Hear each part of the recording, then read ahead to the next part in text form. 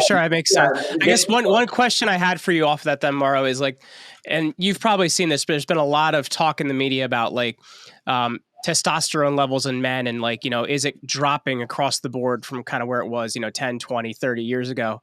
I'm curious, is that something you've seen? And is that like an additional thing that, guys have to work around now as they're looking at getting healthier and kind of being in better shape?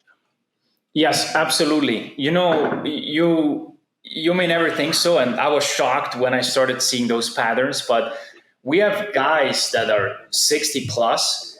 They have higher levels of testosterone than guys who are in the program who are 30. It's wild. Yeah, Is it like the thinner plastics health or what status, is it? and like it's not that the guy with 60 is ripped and the other one is obese. Like they can come in at the same body fat, and also when both get six pack lean, they both have the same outcome, same body fat, similar habit. The guys 55 plus 60, a lot, not all, but a lot of times have higher natural levels of testosterone, and I was shocked when I first saw that. Yeah. Yes, to answer your question, yes, it's a very big thing, and that decline is just massive. How it has dropped over the years, and I'm sure your next question would be why, right?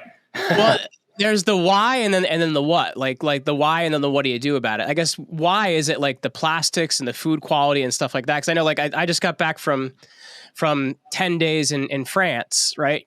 And there's a lot of foods I can eat in Europe that don't bother me, where I can eat those same foods here in the US and they'll bother me, right? Like I'm not typically somebody that's going to have a lot of bread, but in Europe, because the gluten count is different in the bread, I can have bread there and it's great. So is it food quality? Is it environmental? Like what's causing it? I've done a lot of research around it and spoke with some very highly respected doctors as well in the field. So Dr. Gordon, he was a few times on Joe Rogan. I think he's the former, like a decade ago, he was the former doc of Joe. And if we prioritize it or if we rank it like from highest to lowest, he gave me that list. I've had others. I've seen my own findings. I would say sleep is the number one. Like sleep has, from what I've seen, had the biggest impact on my own testosterone, on clients in a lot of research. Just one night of sleep, for example, that you had one night of bad sleep. Let's say bad sleep is counted as less than 5 hours. Will drop your testosterone levels by 10 to 15%. One night, right?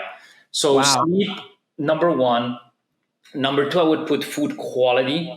Kind of goes in what you said.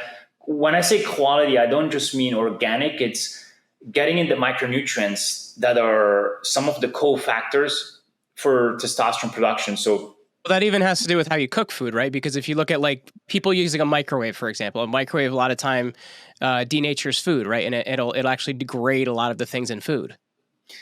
Yes. Yeah. Well, if we look into that, then it will just quantify that even further. But yes, also if you heat it up too much, like if you keep it raw, I'm not saying you should eat everything raw, but if you keep it raw or even like meat, like medium rare, you keep more B vitamins versus if it's well done, right?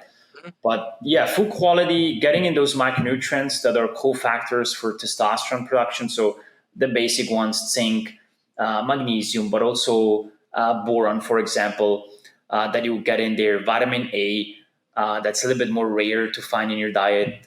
Stress, I would rank at number 3. Cortisol plays a big role in terms of testosterone production, which is, if you're in fight or flight, your body has no urgency and sense to reproduce. So getting out of that fight or flight state is key. And in today's world, we have that a lot, right? Stress, man. Like we have people are stress junkies right now. And that's something that you've really got to, life just moves too fast, I guess, a lot of times. Yeah, it's a lot has changed over the last 50 years. But yeah, stress number 3, then food quantity, being overweight, excess weight. Not always, but for a lot of guys, it will make a difference where the excess weight causes excess estrogen. You convert a lot of your testosterone into estrogen. So reversing that will lower the estrogen, increase testosterone, free testosterone. Then we have vitamin D that we could put in there. We could also put in the food quality, but you don't really get that from He's an food interesting quality. one because I feel like I've read a lot of Dr. Berg's work on this, and he talks about most people are very actually vitamin D deficient. Like just most people out of the box are vitamin D deficient. Yeah, about 90% of labs I see, they're always deficient in vitamin D. And it's funny, I have a lot of clients in California and Florida. They're out in the sun all the time. Like, how is it possible that I'm deficient? I've got a nice tan, I'm out. And what a lot of people don't know is the sun needs to be at a 35-degree angle for you to get the vitamin D. There's a cool app, it's called D Minder. So D Minder, you can check out the app and put in your blood work, where you live, and it tells you at what times during the day you get in vitamin D. So when I put it in, and I used to go a lot, like to the beach or for a walk at like 3, 4 p.m. Well, the app showed me 10:30 to 2 is when you get your vitamin D. And it's like, I'm like maybe 1 hour, 1.5 hours outside at the sun, but I'm also deficient because I'm at the wrong times outside, right? So Interesting. not just meal timing, but sun timing also matters. That is one there. And then, yeah, the microplastics play a role, but also all the products we put on our skin, so shampoos, deodorants, um, really anything in our household, plastic bottles, BPA, right?